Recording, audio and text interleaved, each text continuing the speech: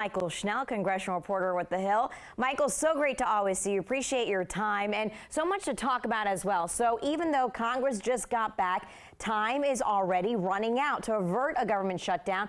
Lawmakers have until the end of this month, September 30th, but it's actually even shorter than that. They only meet for 11 days, so tensions must be high. Yeah, look, things are pretty all over the place right now. The Senate reconvened this week, and the House is going to be coming back to session on Tuesday. And essentially where we're at is leaders in both parties and both chambers have said that a continuing resolution is going to be needed to fund the government past September 30th and avert that government shutdown. But the path to getting that continuing resolution over the finish line, that is murky and has a lot of complications and a ton of questions.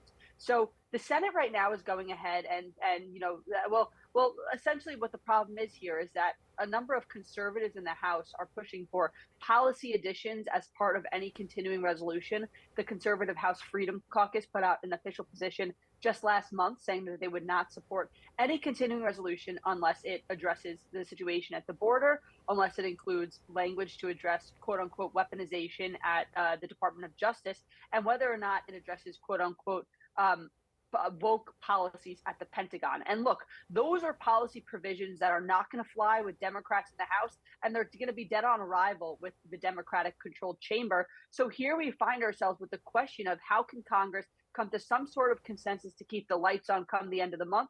That is going to be the main focus when the House reconvenes on Tuesday. And Michael, to add to the division, House Republicans want to impeach President Biden over Hunter Biden's business dealings, and House Speaker Kevin McCarthy is facing a lot of pressure to see it through. So what can we see happen there?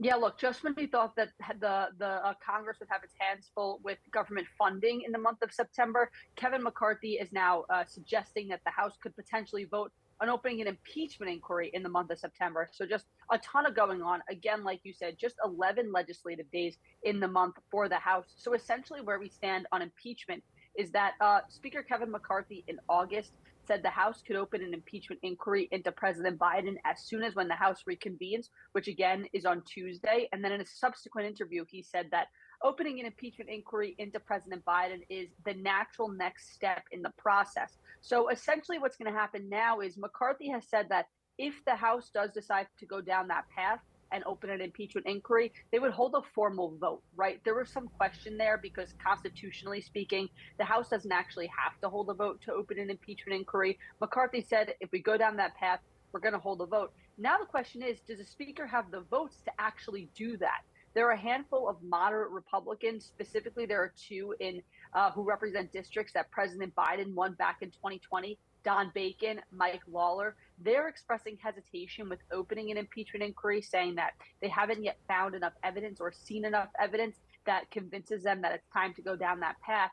And then you have someone like Ken Buck, who's a conservative congressman, who is also not ready to go down the path of an impeachment inquiry. Of course, with the slim House majority, Kevin McCarthy can only afford to lose a handful of Republicans on a vote to open an impeachment inquiry. So the question is, are the votes there to actually make this happen? I will note, though, James Comer recently said in an interview on Fox News that the House does have the votes to open an impeachment inquiry. So we'll just have to see where the votes land if this actually does come to the floor this month. So, Michael, we have less than a minute. And speaking of the Republican Party, Senate Minority Leader Mitch McConnell froze again. People are not only concerned, but they're also questioning whether or not he should remain as a visible leader in the party. And you also have, like you said, Speaker McCarthy struggling to keep his party together. There's a lot on the line for both leaders this session.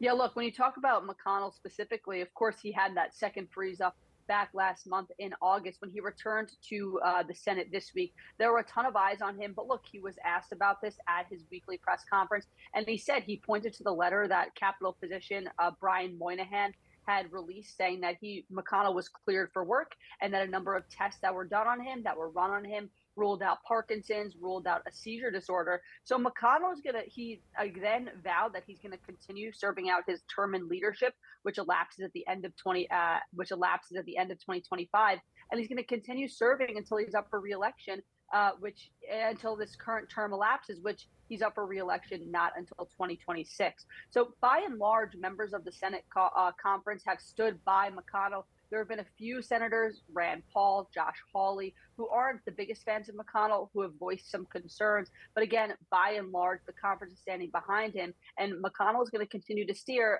his conference despite these medical scares in recent weeks. All right, Mychael Schnell with The Hill, thank you so much for your time. Appreciate it.